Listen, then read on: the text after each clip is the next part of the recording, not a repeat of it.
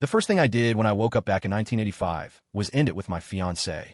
Because in my last life, Eleanor Vance and I were married for 40 years, and it wasn't until I was on my deathbed that I learned the truth. She only married me to repay a debt to my parents, who had saved her own. She had never loved me. The man who lived in her heart was, and always had been, her childhood sweetheart. Given a second chance, I chose to dedicate my life to my country. I never expected she would be the one to fall apart, begging me on her knees to love her again.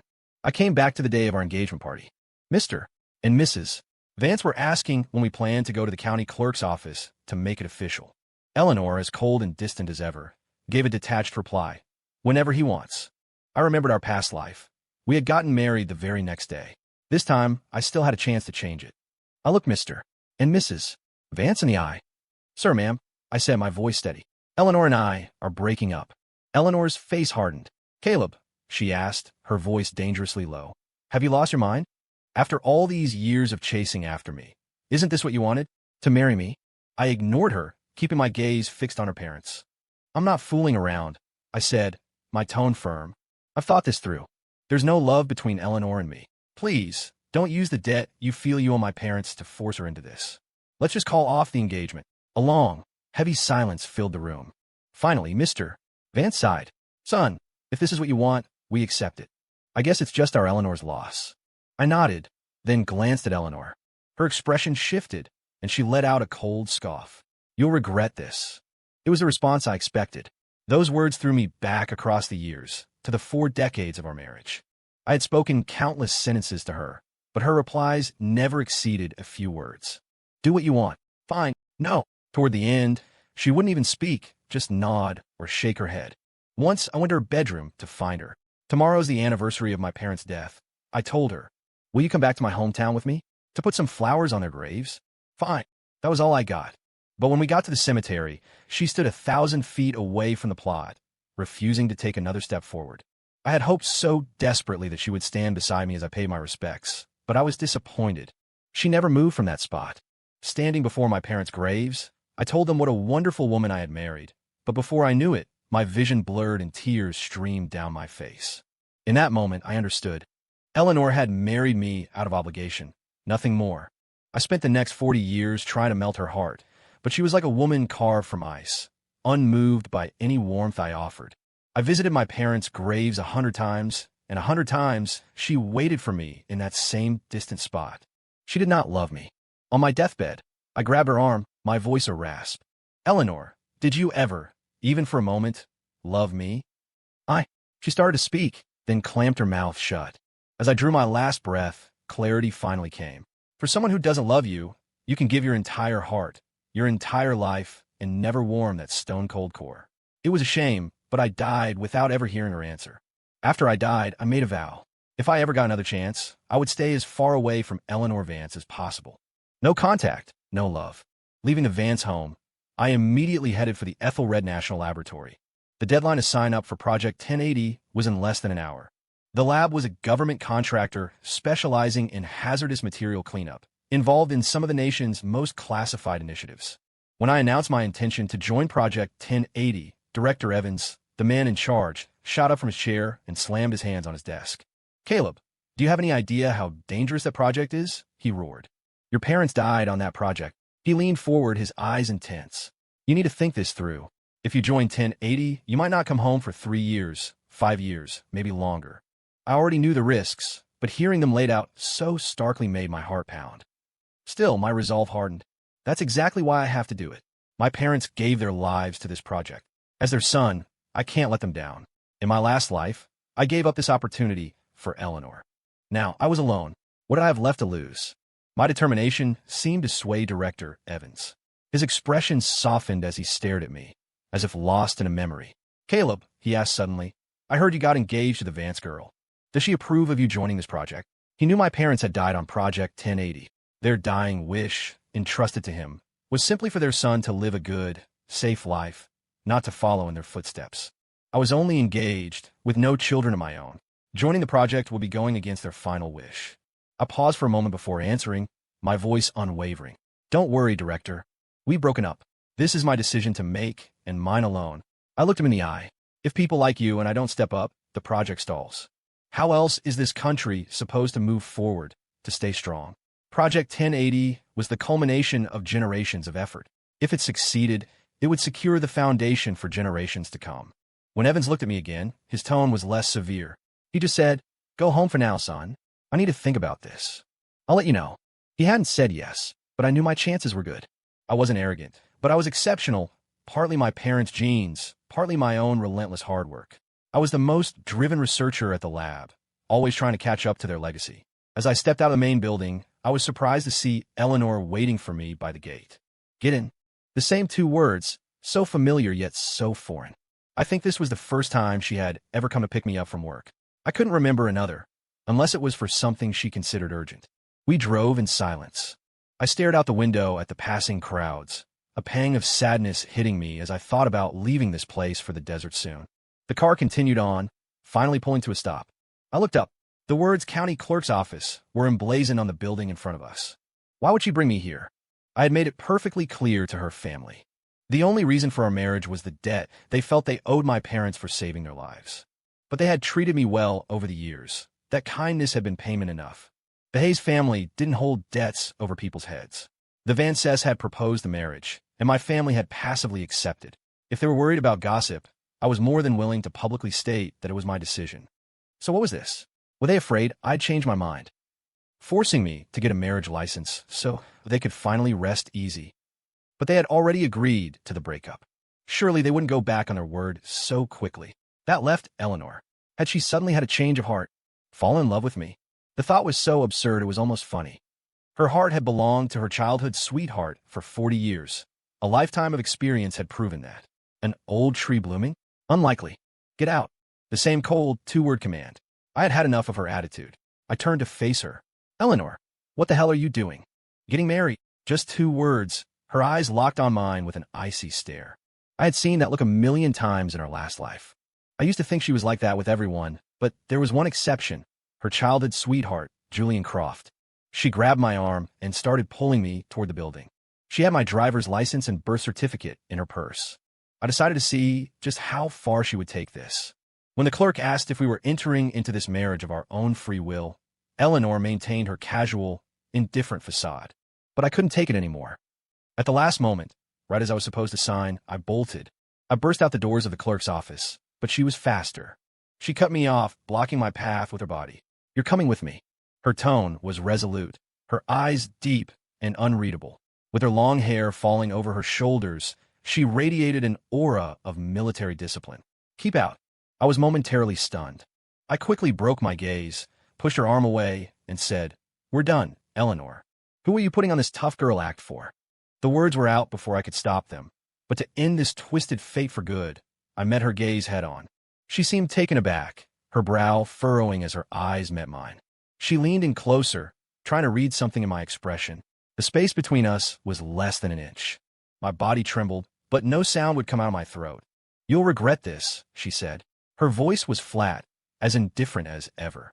She got in her car and drove off. The tension in my body finally released, and I felt like I was in control again. A cold wind whipped past, and I shivered, letting out a sneeze. I stared at the dissipating exhaust fumes and couldn't help but curse under my breath. "Eleanor, you're really just going to leave me here?" As if on cue, a car screeched to a halt right in front of me. I jumped back, ready to yell at the reckless driver, but then I saw it was her. She rolled down the window, a strange, half-mocking smile on her face. She looked at me and said flatly, "Get in." I knew better than to argue and got into the passenger seat. As I settled in, a stray strand of golden hair on the seat corner caught my eye. A wave of nausea washed over me, and I gagged. Seeing my pale face, her hand on the steering wheel hesitated. For the first time, a note of concern entered her voice. "Hospital." I turned to look at her, then shook my head. "Oh, I've been allergic to animal fur my whole life. That was why neither my house nor the Vances ever had any pets." As for the golden hair in the passenger seat, if I remember correctly, it belonged to the golden retriever owned by her childhood sweetheart, Julian Croft. I instantly regretted not just walking home. For the rest of the drive, I forced myself to look out the window, trying to appreciate the people and the scenery. It felt like every glance might be my last. I didn't bother trying to make small talk with Eleanor like I used to. It was just too exhausting. Since I was leaving soon anyway, I didn't care about her feelings anymore. Eleanor, however, kept glancing at me in the rearview mirror. Perhaps thinking about what happened at the clerk's office, she shook her head slightly and muttered to herself, "He's probably regretting it now." Unbeknownst to her, my hearing has always been sharp, and I caught every word. "Me? Regret it? Eleanor, you think way too highly of yourself."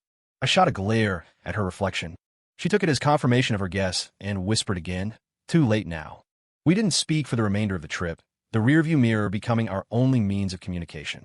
When we finally pulled up to the house, the two figures standing by the door made my already numb heart stir with a familiar dread. It was her childhood sweetheart, Julian Croft, and his son, Leo. "Ellie, you're back," Julian said, his voice smooth as silk. "Leo was crying for you, so I had to bring him over." He deliberately ignored me in the passenger seat. The scene was a perfect replica of my past life. I recognized Julian's move for what it was, a declaration of ownership. In my previous life, my temper had flared. I had yelled at him, "Julian, who really wanted to see my fiancée? You or your son? I think you know the answer. If your son misses his mom, why don't you go find her? What good is it to come looking for my fiancée? You're just using your kid as an excuse to see Eleanor, aren't you? Don't dress it up in some noble bullshit. I can't stand phonies like you." That had sent Julian and his son into a fit of tears, burying their faces in Eleanor's arms. Eleanor, while comforting them, had shot me a look as cold as ice and hissed one word: "Apologize." Apologizing was out of the question. Eleanor and I had descended into a cold war.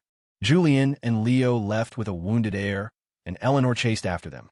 Fearing something might happen, I followed, only to find Julian with his arm around Eleanor, while she held Leo. I remember slapping myself hard across the face right then and there. My outburst had done nothing but push her right into his arms. I had armed the enemy. I left alone, my mind racing for ways to win her back.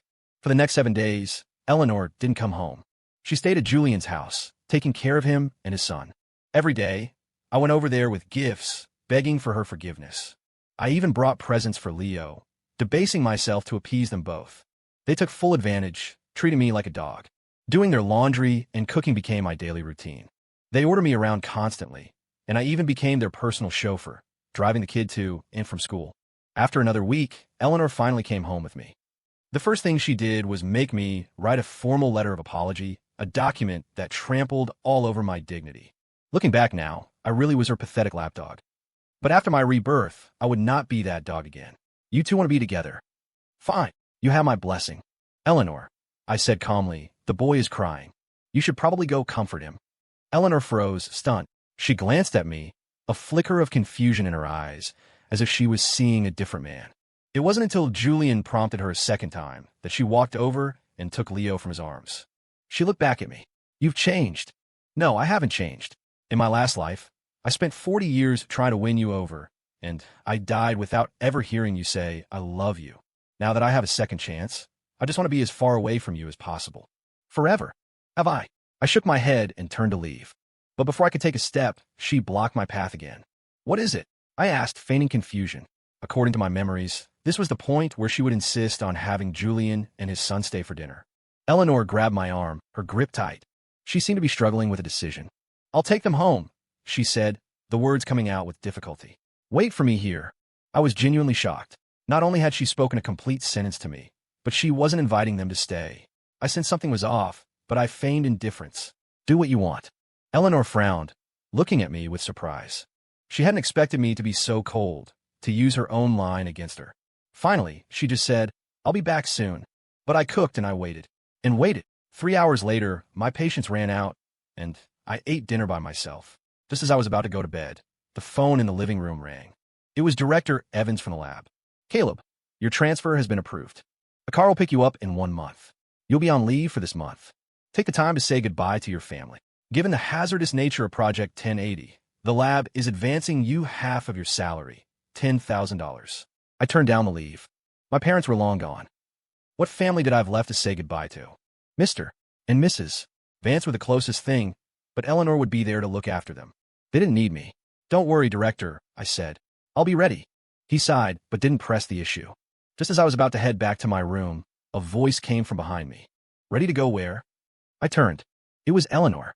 It was odd that she hadn't stayed with Julian tonight. "Answer me," she demanded again, her voice rising with an uncharacteristic nervousness. I was puzzled. This wasn't like her at all. She never used to care about my affairs. Had she gotten into a fight with Julian and come home to take it out on me? But she wasn't my wife of 40 years anymore. I didn't have to put up with it. In a few days, I'm thinking of going back to my hometown for a bit, I answered coldly. Good. I'll go with you. Hearing my words, the frantic energy in her seemed to settle. Julian's house is being renovated, she said, almost as an explanation. He and Leo will be staying with us for a while. I was stunned that she had used a full sentence to explain something to me. Usually, she never spoke more than a few words at a time. I looked into her eyes and saw a tenderness there, a softness that only ever appeared when she spoke of Julian. I nodded, not objecting. It was her house, after all. She could do as she pleased. Her tone softened considerably. You can sleep in the study then. Leo is a light sleeper. He needs Julian with him. Was this her official announcement? That they were together now? Did she need me to clear out a space for them? That's fine, I said. Things are busy at the lab anyway. I'll just move into the dorms there for a while. In my past life, I would have refused outright. But now, with only a month left before I disappeared, it felt like a final gift to them, a way of letting them be together. Eleanor's brow furrowed. The calm she had found moments ago vanished, replaced by a frantic energy. She stared at me, her voice turning cold again. That won't be necessary. They're only staying for a month. A month. The exact amount of time until I left. How convenient. They could just stay, a seamless transition. That makes sense, I said evenly. You have to let a freshly renovated house air out. Staying longer is probably for the best. What is wrong with you? Eleanor's face darkened. In the past, whenever she was with Julian, I would get angry, jealous. But now, I didn't seem to care at all. Was I still the same man who had wanted to marry her? She suddenly felt a surge of indignation, as if everything she did was wrong. This was a side of Eleanor I had never seen before. I managed a weak smile. I'm fine. Just a little tired lately, I guess. She was silent for a few heartbeats. Just as she was about to say something, a knock at the door interrupted her. Ellie, Leo has a fever, and he keeps crying for you. It was Julian. Oh, Caleb, you're here too. I wasn't surprised by his late-night visit. In my past life, he had used countless excuses just like this one. I had warned Eleanor not to believe him, but she always brushed it off as my jealousy. What was there to be jealous of? He was a man who had gotten his position at the research institute by pulling strings with her family. Eleanor just stared at me for a few moments before turning and leaving with Julian. I went back to my room and started to pack. If things went as planned, I would never be back here again. First, I packed the few belongings my parents had left me into a suitcase and stored it in the closet, planning to take it to the old family house when I went back to pay my respects. As for my own things, they barely filled a single bag. Neither Eleanor nor I were materialistic people. Other than a few new clothes at Christmas, we were quite frugal. Of course, that was also a sign of the times. Life wasn't as filled with consumer goods or entertainment back then. Besides work, there wasn't much of a nightlife. It was already late, so I decided to spend one last night in the house. The next morning, I made breakfast for the last time, left a note for Eleanor, and went to the lab. My colleagues were shocked to see me arrive with a suitcase. In their eyes, I was the model employee. I didn't smoke, didn't drink, and never stayed out late. For all the years I'd worked there, that's how it had been. Seeing me like this, they couldn't help but wonder if things had gone sour with the Vance girl. I have to admit, when this group started gossiping, the truth surfaced quickly. No matter how much I tried to explain, my words sounded hollow and unconvincing. Just as I was about to be submerged by their questions, Director Evans rescued me. He called me into his office and handed me a file. It was a standard manila envelope, sealed with tape. Stamped across the seal in bold red letters were the words, "Top secret." "Go ahead, open it," the director said, watching me closely. No one's seen what's inside but you. Following his instruction, I opened the envelope. Inside was a single document, my transfer orders. I read every word carefully. Evans, seeing how absorbed I was, walked up behind me, trying to sneak a peek. I caught him out of the corner of my eye and quickly folded the document. At the bottom, a line of small print read, "Comrade Hayes, the contents of this order are not to be disclosed to anyone. Violators will be prosecuted." Evans walked back to his desk with a hint of embarrassment, though his eyes never left me. Noticing the small smile on my face, he suddenly asked, "Don't tell me you got a promotion out of this, kid?" I smiled and nodded. According to the transfer order, Director Evans and I were now equals in rank. But this old man had a fragile ego. If he knew I was on his level, he might not die of a heart attack, but he'd certainly lose sleep over it. I let out a theatrical sigh and said with feigned disappointment, "One rank below you." "Ha ha ha. The director leaped from his chair and hurried over to my side. He clapped me on the shoulder. "Don't you worry, Caleb. You go to Project 1080 and do good work. Don't you bring any shame to your parents' name." I looked at him skeptically. The moment he heard I was a rank below him, he put on his wise old mentor act. It was as if he couldn't stand the thought of me surpassing him. He probably just wanted to have something to brag to my parents about in the afterlife. After a long day of work, I had just finished setting up my dorm room when I got a call from the front gate. A Miss Eleanor Vance was here to see me. She should be at home with Julian and his son. What was she doing here at the lab? Puzzled, I put down the blanket I was unfolding and walked to the main entrance. "Come home." The same two words. I shook my head. "I believe I told you I'd be staying at the lab for a while." She stared at me, trying to gauge if I was lying. Being scrutinized like that made me uncomfortable. "Did you need something?" I asked. Eleanor just kept staring, as if weighing a heavy decision. In the past, I would have gone home with her without a second thought. Wherever Eleanor was, that was my home. But now I just wanted to be far away from her, to give her and Julian the space they needed. And yet, she was still not satisfied. Finally, her intense gaze softened into a single request. "Leo's birthday is in 3 days. He wants you to cook for him. Please, come home early to prepare the meal. I'll help." Julian and his family again? They were a curse I couldn't seem to shake. Looking at Eleanor's expectant face, I didn't refuse. I didn't want any more drama. I just wanted to leave in peace. Ever since I'd come back, I noticed that Eleanor had changed a lot, too. She kept finding excuses to see me. It wasn't normal. Thankfully, she didn't come looking for me for the next 2 days, and I focused on preparing to hand over my work. 3 days later, I went to the market, bought meat and vegetables, and went back to the house to cook. "Caleb, let me help you." Julian followed me into the kitchen. He started washing vegetables with his soft, uncalloused hands, looking completely out of place in the slightly cluttered kitchen. He stood behind me, chattering endlessly about all of Leo's favorite dishes. I'd had enough. I shut him down, and instead of making what he wanted, I cooked the dishes that Eleanor and I both loved. Julian's face darkened. He insisted on staying to help. When he tried to move the pot of chicken soup from the stove, his hand slipped. The soup crashed to the floor. His hand was scalded, turning red and swelling instantly. Eleanor heard the noise and rushed in just in time to see it happen. She gasped, tenderly blowing on his burn and pulling him away to bandage his hand. Then she turned to me, her eyes filled with venom. "These petty little games of yours, they make me sick." I was about to say something, but seeing her reaction, the words caught in my throat. After they had both left the kitchen, I finally rolled up my pant leg. My once clear skin was now a swollen, red mess, covered in blisters of all sizes. It was disgusting. Just as Eleanor had said, I was disgusted with myself, too. Why did I have to be so damn accommodating? Just one word for it: pathetic. The meal was already cooked. There was no reason for me to stay. I started to limp away, but an object in Leo's hand caught my eye. It was the most important thing my parents had left me, a photograph of the three of us. But now I could only see a quarter of it. I lunged forward and snatched the piece of the photo from Leo's hand. I searched the house frantically, finally finding the other torn pieces in the toilet. Ignoring the filth, I pulled them all out, but a third of the photo was still missing. Leo's crying brought Eleanor running. Without asking a single question, she slapped me hard across the face. "Apologize to Leo," she screamed.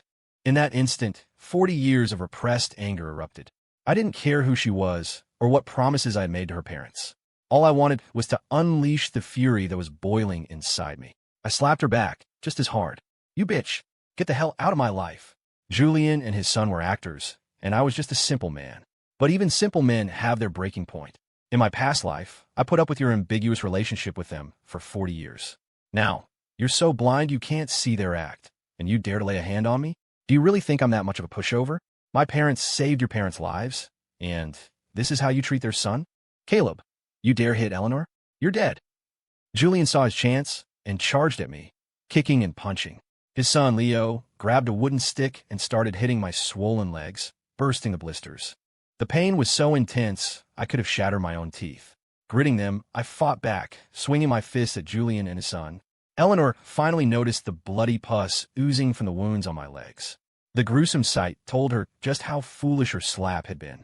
But Julian and I were locked in a fierce brawl, and neither of us would listen to her pleas to stop. I was more focused on protecting the photo in my pocket, so I took more hits than I gave. It was a neighbor who finally called the police. The three of us were taken to the station for questioning. Eleanor came along. I, however, called Mr. and Mrs. Vance. I was going to use this opportunity to sever all ties with Eleanor once and for all. So, in the interrogation room, while Julian and his son wore tense expressions, I was the only one smiling. "Hayes, wipe that smirk off your face," one of the officers ordered, slapping the table. After questioning, the police had a basic grasp of the situation. They then spoke with Eleanor and her parents as witnesses, and the truth quickly came to light. We all signed a mediation agreement, paid our fines, and Julian, his son, and I were sent to the hospital for treatment. I called Director Evans to request time off. To my surprise, he came to visit me in person.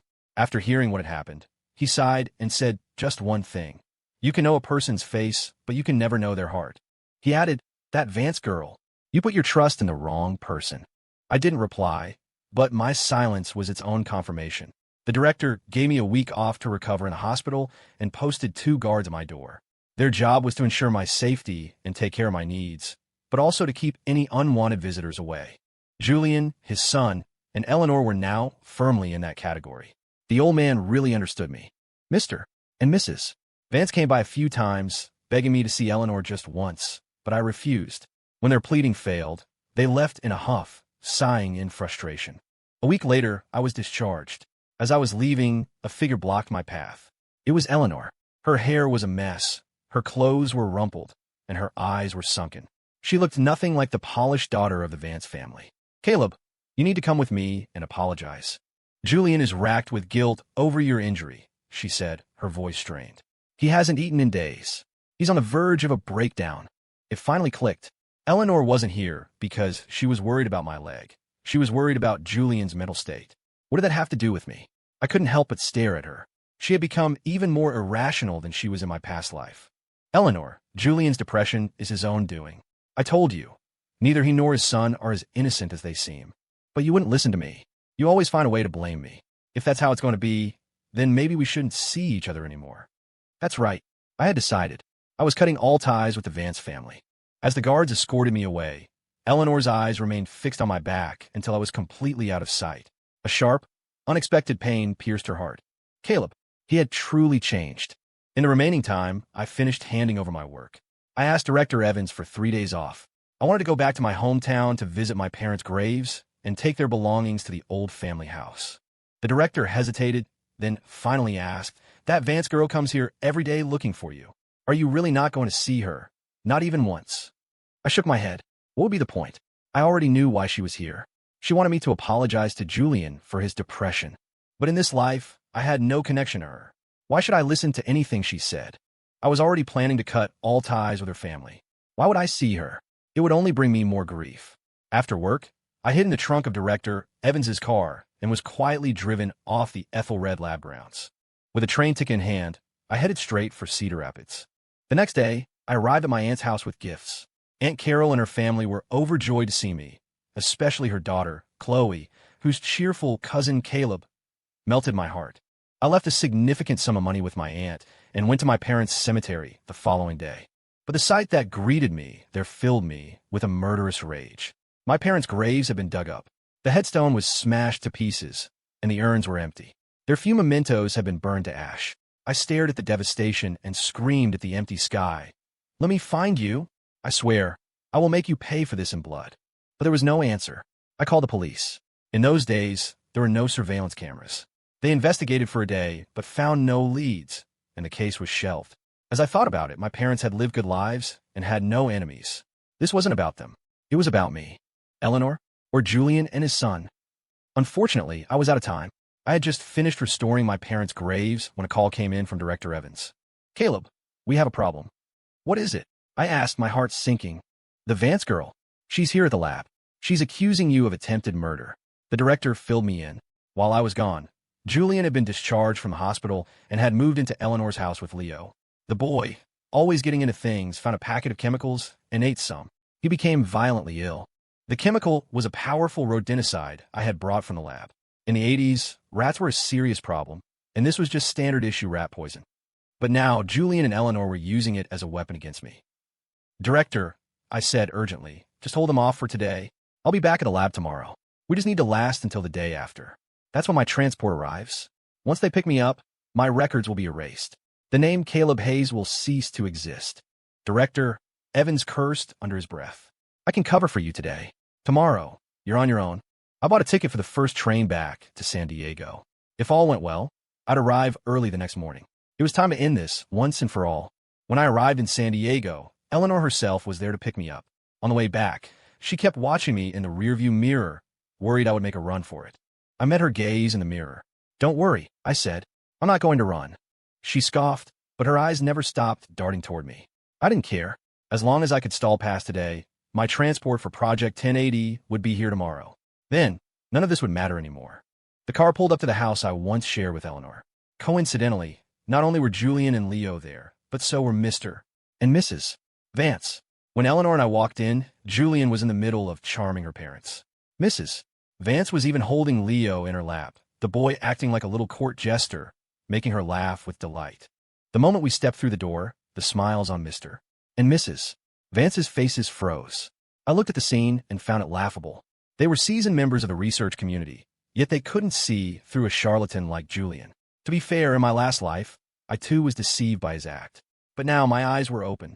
I felt nothing but a sense of release. "Caleb," Eleanor said, walking over to the sofa and sitting down. The five of them, her parents, Julian, and Leo, formed a tribunal, interrogating me as I stood before them. "You stole chemicals from the lab and nearly killed Leo. Do you admit your mistake?" "I admit it," I said with a casual nod. Eleanor grabbed a stack of medical reports from the coffee table and threw them in my face. "Did you do it on purpose?" she snarled. "Of course, I wouldn't admit to that. If I did, the police would be here in minutes. Besides, I hadn't done anything wrong." "Ellie, I'm sure Caleb didn't mean it," Julian chimed in, the picture of magnanimity. "He was probably just upset that you were taking care of my son and me. It was just a prank, right?" "A prank." Mrs. Vance shot back. "Then why didn't he put the poison away?" "I think he did it on purpose." Mr. Vance sighed. "Caleb, the debt my family owed your parents has been paid. You're on your own now. You have to take responsibility for this." Julian was practically glowing with triumph, but he maintained his facade of forgiveness. Just then, Leo clutched his stomach and started crying. "Daddy, Mommy, my tummy hurts so bad." A chorus of murderous glares was directed at me as they all rushed to Leo's side. They even called for the private doctor who was on call for the boy. The doctor arrived, put on a show of examining Leo, and gave him a few pills. He said gravely, "It's a good thing we caught this in time. Otherwise, there could have been long-term complications." A few moments later, Leo woke up and pointed a trembling finger at me. "He's a bad man. He told me that stuff was candy. That's why I ate it." Eleanor's face contorted with rage. She strode over and slapped me. "Caleb, what do you have to say for yourself now?" I said nothing. My wife of 40 years from a past life doubted me. Her parents stood against me. What was the point of words? My only goal today was to stall. Stall until 6 o'clock tomorrow evening. Silence is an admission of guilt. Mrs. Vance declared. "Eleanor, call the police. Get this murderer arrested." "Your mother's right, Mr. Vance added. "We can't let him get away with this." I didn't bother to argue. I just repeated my one line. That poison was for the rats. I never showed it to Leo, but I was wrong to take it from the lab. I admit that.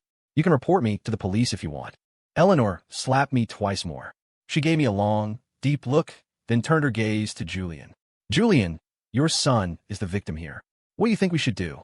Julian pretended to think for a long time before saying, with feigned reluctance, "I think Caleb knows he was wrong. We should give him a chance to make amends. Why don't we have him make a public apology at the lab and the research institute? That should teach him a lesson." "Did you hear that? Aren't you going to thank Julian?" Eleanor's lips were pressed into a thin line, her face a mask of disappointment. "Make him do it now. Send someone to watch him. Don't let him escape." Mr. and Mrs. Vance said in unison, their faces dark with anger and frustration. At that moment, I knew I couldn't wait any longer. I discreetly swallowed the pill I had hidden in my mouth and pleaded, "I can make the apology, but I don't feel well today. It has to be tomorrow." "No, are you trying to get out of it? Forget it." 3 voices shot back at me almost simultaneously, but I could no longer hear them. The drug was taking effect. A sharp pain shot through my stomach, and I collapsed unconscious. The pill's effects would last for about 12 hours. By the time I came to, it would be late at night. The public apology would have to be postponed until the next morning. And by the next morning, I would already be gone, picked up by the people from Project 1080. My collapse didn't seem to faze Eleanor. She even let Leo kick and hit my unconscious body. It was only when she saw that I wasn't moving at all that panic finally set in. Mr. and Mrs. Vance started to look regretful. Julian pretended to call the family doctor, whispering something to him on the side. The doctor, having been paid off, confidently assured them that everything was fine. But when his examination revealed that my heart had nearly stopped, he no longer dared to hide the truth. He frantically told them how serious it was. I was rushed to the nearest hospital. After a full day of emergency treatment, my heartbeat stabilized, but I remained unconscious. Eleanor stayed by my side to watch over me, but exhausted from taking care of Julian and his son, she eventually fell asleep. At 5 o'clock in the morning, a figure slipped quietly into my hospital room and poured a bottle of liquid into my mouth. I woke up instantly. I glanced at my watch. It was 5:40 a.m., right on schedule. I followed the man in black to a nondescript sedan. I presented my pre-prepared transfer orders. After verifying my identity, the man in the lead extended his hand. Comrade Hayes, welcome to the Project 1080 team. I am Unit 001. As my second in command, you'll be Unit 002. From now on, our codenames are our names. Your identity will be erased shortly. No one but me will know who any of you really are. I quickly shook his outstretched hand. Hello, 001. I'm 002. It's an honor to join you. I got into the car and drove away, toward a future that was finally my own. 2 days later, we boarded a plane and flew to a remote desert. Life on Project 1080 was as harsh as the 1960s, and the mission was far more difficult than I had ever imagined. After the atomic tests, our job was to walk every inch of the blast zones and clean up the hazardous materials. We, the cleaners, had a nickname, the Scavengers. Director Evans had been right. The project timeline kept getting pushed back. 3 years turned into 5, and 5 into 10 before it was finally over. When we walked out of Project 1080, all 50 of us were filled with a sense of profound accomplishment. The medals and glory would never be ours, but the success of the first phase of the project was thanks to our collective effort. Back at the hospital, after I had left, Eleanor woke up at 6 o'clock to find my bed empty. She frantically questioned the doctors and nurses. When she learned that I had been taken away by unknown individuals, she panicked. First, she went to the police department, but when they ran my name, they found nothing. The officer on duty gave her a stern lecture for wasting their time. How is that possible? Next, Eleanor drove to the Ethelred lab, but the attitude of the people there was a world away from the day before. The guards wouldn't even let her through the main gate. Sensing something was terribly wrong, she rushed to the Research Institute to stop the public apology. But the ceremony was already set up. A large banner was hung, prominently displaying the words, Comrade Caleb Hayes' Apology Assembly. When Julian saw Eleanor arrive, he ran over, beaming. But when he saw she was alone, a flicker of anger crossed his face. This time, however, Eleanor completely ignored him. She went straight to her parents and said frantically, Mom, Dad, have you seen Caleb? I just went to the police, and they told me there's no record of a Caleb Hayes anywhere. How can that be? The assembly is about to start. Just then, the announcer's voice boomed over the speakers. Please welcome Comrade Caleb Hayes to the stage to make his apology. Let's give him a round of applause. A long, awkward silence fell over the crowd. All eyes turned toward the Vance family. Mr. Vance had no choice but to go on stage and explain that Comrade Hayes had taken ill and would not be able to attend. After the disastrous assembly, the Vance family was utterly humiliated. They returned home in disgrace. Mrs. Vance slammed her hand on the table. Eleanor, tell me everything from the beginning. Eleanor, finally snapping out of her daze, recounted how I had disappeared that morning and everything she had learned since. Is it possible that bastard ran back to his hometown? Mrs. Vance asked suspiciously. Mr. Vance snapped. Even if he ran home, his official records wouldn't just disappear into thin air. There's only one explanation for something like this, he continued, his voice rising with conviction. Caleb was recruited by a special government agency. Mrs. Vance was still skeptical. His parents worked their whole lives and never amounted to anything. I can't believe a punk like him could have a future in anything important. Annoyed by her husband's lecture, her tone was dismissive. Hearing this, Eleanor shot to her feet. She stared at her own parents, her eyes blazing with a cold fire, and shrieked, But they saved your lives. You promised his parents you would take good care of him. And didn't we? We offered you to him, and he's the one who refused.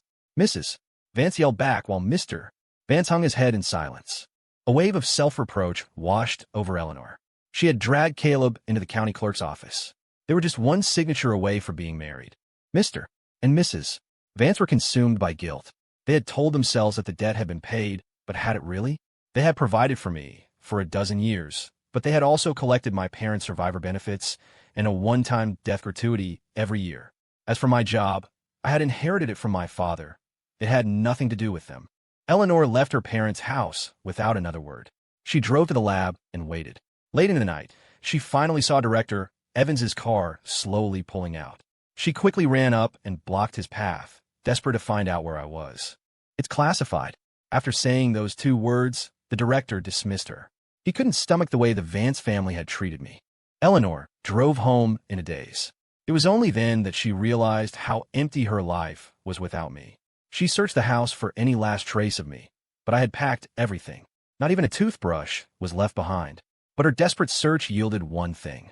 She found a piece of a photograph, only a quarter of the original, left behind after Leo had torn it. She suddenly remembered it was the only picture of my parents and me together. At the time, she had thought I was bullying Leo and had taken the child's side against me. Eleanor slapped her own face again and again until she had no strength left. She fell asleep clutching that small piece of the photograph. Ellie, why were you sleeping on the floor last night? It's a good thing we came when we did. You could have gotten sick.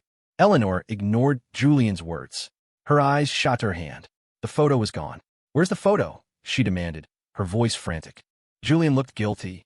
He pointed at Leo and whispered, Leo wanted to make you a paper airplane, so... Before he could finish, Eleanor bolted into the living room. She saw Leo with a pair of scissors, cutting the photograph into pieces the size of soybeans. He was even tossing them into the air like confetti. Stop it. Eleanor lunged forward, startling Leo. He threw the remaining scraps into the air, and they scattered all over the floor. Ellie, was this photo important? I'll help you pick it up, Julian said with false sincerity, while secretly giving his son a thumbs up. Eleanor finally understood my pain. She pointed at the door and screamed at Julian and his son, both of you get out. Ellie, Mommy Eleanor. But this time, Eleanor was resolute. The 2 of them finally left reluctantly. After they were gone, Eleanor knelt and tried to piece the tiny scraps together. But what was broken was broken. It could never be made whole again. In despair, she let the pieces fall from her hands, covering her like a shroud of her own making. In the days that followed, Eleanor visited every place in San Diego I had ever been. She would ask anyone who would listen, have you seen Caleb Hayes?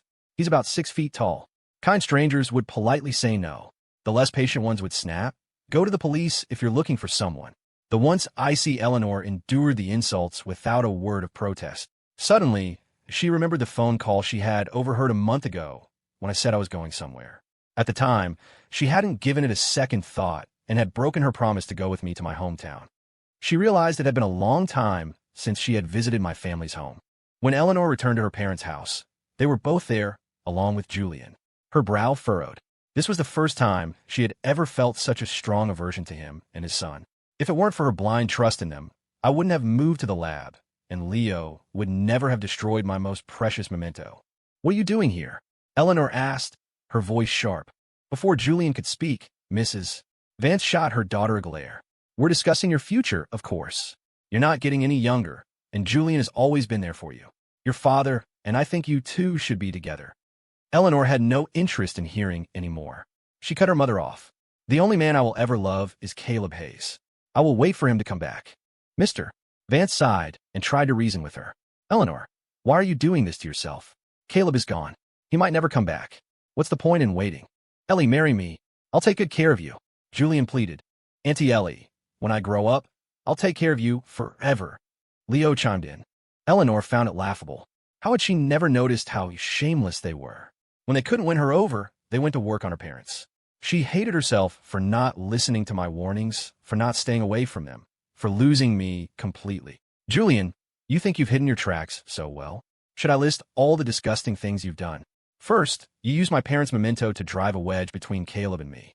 Then, you used your own son to frame Caleb for poisoning him. But if Caleb really wanted to poison someone, why wouldn't he go after you? Or me? Why would he target a child? Julian's eyes narrowed. He didn't know how much she had figured out, but it seemed she only had suspicions, no proof. Ellie, that's just your wild speculation. Do you have any actual evidence? Mr. and Mrs. Vance also looked at Eleanor expectantly. Julian worked for them. They couldn't believe he was capable of such things. Eleanor's shoulders slumped. She hadn't even been able to save the one piece of evidence she had. But just then, the door burst open. Two police officers entered. One of them pointed at Julian and said coldly, "She doesn't have proof." "But we do." The other officer produced a warrant. "Julian Croft," he said in a loud, clear voice, "you are under arrest for the desecration of the graves of comrades Daniel and Sarah Hayes. The evidence is conclusive." "Mr. and Mrs." Vance looked as if they had been struck by lightning. They gasped for air and fainted. Eleanor collapsed to her knees, a silent scream trapped in her throat. This was the man she had cherished for so long, and he was nothing but a petty, cruel villain. Julian knew it was over. He slumped to the floor in defeat, while Leo cried beside him. But the law is the law. A child's tears couldn't change that. Julian was arrested. In a desperate attempt to reduce his sentence, he confessed to everything he had done over the years, including how the Vance family had helped him get his job through back channels. Mr. Vance, with only a year left until his official retirement, was forced into early retirement. Eleanor was fired, and her company car was repossessed. Julian was sentenced to 3 years in prison. With no one to care for him, Leo was sent into the foster care system. The Vance family had fallen. Fortunately, they still had considerable savings, and with their pensions, they could support themselves. As for Eleanor, after telling her parents she was going to find me, she disappeared. She went to Cedar Rapids, to my family's old home, where my parents' belongings and my own were stored. The house was clean and tidy. Someone had clearly been taking care of it regularly. It was a good thing my Aunt Carol wasn't there that day, or she would have thrown Eleanor out. Eventually, the two of them did meet. But this time, Eleanor refused to leave, no matter what. My aunt had no choice but to call her parents, but it was no use. Eleanor stayed. She found a simple job in Cedar Rapids to support herself. The rest of her time was spent in the old house or at my parents' graveside. Lately, she kept having the same dream. She and I were married, but she died without ever telling me, "I love you." 10 years passed in the blink of an eye. I returned to San Diego, holding the hand of a young girl, an assistant following behind me. The city had changed so much in a decade, it was hardly recognizable. I took a cab to the Ethelred lab to report to Director Evans, only to be told he had retired. None of the young faces there recognized me. It wasn't until I presented my credentials that they realized I was a veteran of the lab. They all saluted me with respect. I offered a few words of encouragement, bought some good tea, and went to the director's house. At first, he didn't recognize me. To be honest, sometimes I didn't recognize myself in the mirror. I was only 35, but I looked like I was 55. Standing next to the old director, we looked like peers. "Caleb?" he asked, his voice full of uncertainty. "Caleb Hayes is dead, sir," I said with a wry smile. "You can call me Caleb Thorne." After leaving Project 1080, they had given me a new identity. "Ha ha, you rascal," he boomed. "I've been retired for years. Don't call me director anymore. Just call me Evan. Good to see you, Evan." I spent a day with him, then prepared to go to Cedar Rapids to visit my parents' graves. As for the Vance family, I had cut ties completely. I had no desire to see them. I bought a plane ticket. What used to be a journey of over 10 hours by train now took only 2. When my Aunt Carol saw me, she cupped my face in her hands, her eyes filled with pain. "Caleb, you've suffered so much all these years." Then she looked at my assistant and the little girl behind me, her face lighting up. "My Caleb, you've grown up. A wife and a child. Your auntie will have to give you a big wedding gift." I shook my head and gently pulled the 6-year-old girl forward. "Aunt Carol, this is my comrade's daughter. Her parents sacrificed their lives for Project 1080. Before they died, they entrusted her to me. Bella, say hello to your great-aunt. And the woman behind me is my assistant, Ms. Quinn. I'm lucky to have Bella. I can't ask for anything more." The truth was, I didn't want to burden anyone. 10 years on Project 1080 had ravaged my body. The doctors had given me 5 years to live at most. "So, Caleb," my aunt asked, her voice full of concern, "are you leaving again this time?" "In 3 months," I said, hiding the truth about my health. I didn't want my family to worry. In my last life, I had wasted decades. In this one, I wanted to fulfill my parents' legacy and see Project 1080 through to its completion. Leaving my aunt's house, I took Ms. Quinn and Bella to the old family home. As expected, we ran right into Eleanor, who was just getting back from work. I hadn't seen her in 10 years. "Eleanor, it's been a long time," I said, extending my hand calmly. "Caleb, it has," she replied, shaking my hand briefly before letting go. Seeing her again, there was no love or hate, just the quiet acknowledgement of a person who had once been a part of my life. But when Eleanor looked at me, Her eyes were filled with pain, regret, and a love that was plain to see. Unfortunately, in this life, I had already decided to dedicate myself to my country, just like my parents. I met her gaze for only a moment before looking away. I treated her like an old friend, telling her about my work over the past decade and my plans for the future. For the first time, Eleanor was silent. Seeing that I was completely ignoring the love she was so clearly showing, she finally understood that I had let her go completely. Disappointment flickered in her eyes. She handed me a glass of water and began to talk about her family and what had happened to Julian and his son. But the past was a distant country to me. When I learned that she had been living in my family's old house for 10 years, I felt a flicker of emotion. Not gratitude, but anger. "Eleanor, go back to San Diego," I said, my voice hard. "There's nothing for you here. It's over between us." She nodded, seeming to search for an answer in my eyes. "For 10 years," she said quietly, "I've had the same dream. In the dream, we were married for 40 years, but I always pushed you away. I died without ever saying, 'I love you.' I never even gave you a child. I had intended to keep the secret, but then I realized there was no point. If I didn't tell her, she would stay in Cedar Rapids forever, torturing herself and my aunt's family. So I told her everything about our past life and about this one. So she's your assistant. You're not married? Eleanor, wake up," I said, my voice softening slightly. "Your future is not here. You should go back to San Diego." I don't know if she heard me, but from that day on, I never saw her again. For the next 3 months, I took Bella on a tour of a dozen major universities across the country, giving lectures on Project 1080, trying to inspire a new generation to join the cause. The lectures were a great success, met with thunderous applause. But Bella told me that at every event, there was an auntie in the audience watching me, someone who looked a lot like Auntie Eleanor. There were only 3 days left before I had to return to the project. I decided to spend them at the old house. During the day, I would go to the cemetery and tell my parents about my life. At night, I would take care of Bella. After a few days, Bella had settled in well at my aunt's house, especially after my cousin Chloe came home for a visit. The two girls hit it off immediately. On my last day, an invitation arrived from the Vance family. Eleanor was getting married. The groom was not Julian Croft. Time can erase anything. When I saw Eleanor in her wedding dress, she was stunningly beautiful, but her face was as cold and distant as ever. The Vance family had been good to me in the past, so I sent a generous wedding gift. As I was leaving, I saw her look at me from across the room. I met her gaze and mouthed 4 words: "Be happy." Then I got in the car and left without looking back.